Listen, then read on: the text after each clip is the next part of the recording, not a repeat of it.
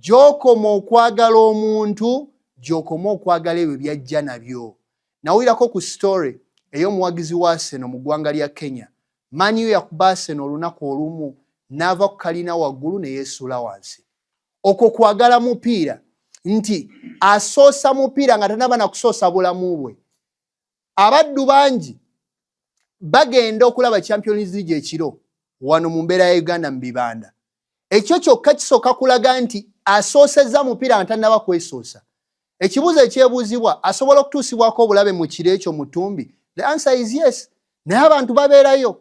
Wano waliwo ekikonde kyali kya Mayweather ne Pacquiao. Naye wallahi abantu baasula ebweru. World Cup ono awedde abaddengayo kiro naye ng'okeera ku makya ng'omusiraamu emipiira yonna yagimazeeyo. Naye ng'ate bw'omugamba tahajjud agamba seeko oluusi otulo tukola ki? Tuyitirirako. Kati kitegeeza ky'oyagala ky'osoosowaza. Allah subhanahu wa ta'ala yatugamba mu Qur'an nti annabiyyu awla bilmu'minina min anfusihim wa azwajuhu ummahatuhum. Nabi sallallahu alayhi wa sallam yalina ekifo ekisembayo okubeera ekyokumwanja eri abakkiriza okusinga nabo bennyini. Nti abakkiriza baagala Nabi sallallahu alayhi wa sallam n'okusinga bwe beeyagala. Wa azwajuhu ummahatuhum. Allah n'atugamba nti era ne bakyala be babeera bamaama bammwe. Ng'aye etegeeza ki? Nti tuyina kusoosa Nabi sallallahu alayhi wa sallam nga tunaba na kwesoosa ffe abakkiriza. Era Allah subhanahu wa ta'ala mu aya endala yagamba nti qul in kana aba'ukum, bagamba abo singa babeera nti baagala nnyo bakitaabwe, wa abna'ukum n'abaana baabwe, wa ikhwanukum ne mikwano gyammwe, wa azwajukum ne bakyala bammwe, wa ashiratukum n'ab'eŋŋanda zammwe.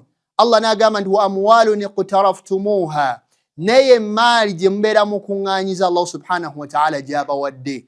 N'agamba wa tijaratun takhshawna kasadaha, n'obusuubuzi bwe mutya okukola muloosi.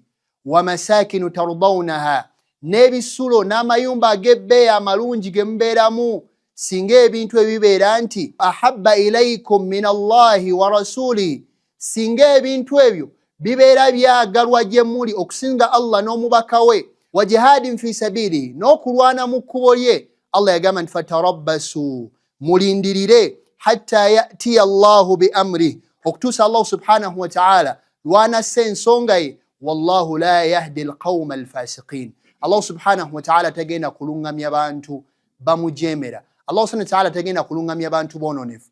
Allah subhanahu wa ta'ala bw'otulina mu aya eyo yannyonnyola n'atulaga ebintu abantu bye basinga okwagala. Abantu baagala nnyo abaana baabwe, baagala nnyo bazadde baabwe. Wabula Allah yatubuuza nti ebintu ebyo n'atutegeeza nti ebintu ebibeera nga byagalwa nnyo gye muli okusinga Allah n'omubaka we, mulindirire. Nga kitegeeza omuddu yenna ayina okusoosa Nabi sallallahu alayhi wa sallam, ayina okusoosa Allah n'omubaka Muhammad sallallahu alayhi wa sallam nga tannaba na kwesoosa. Omuntu ayinza okulowooza lwaki? Olw'ensonga okwagala kwaffe Nabi sallallahu alayhi wa sallam tekuli just emotional, tetukwogera bwogezi, kuyingiramu ebikolwa.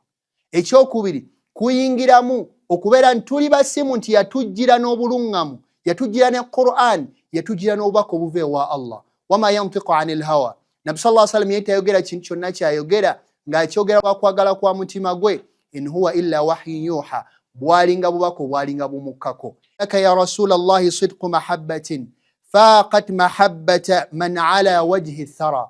Tukuyinako okwagala kungi wange gwe nabbi wa Allah, okwagala okusinga ebyo byonna ebitambula ku nsi kuno.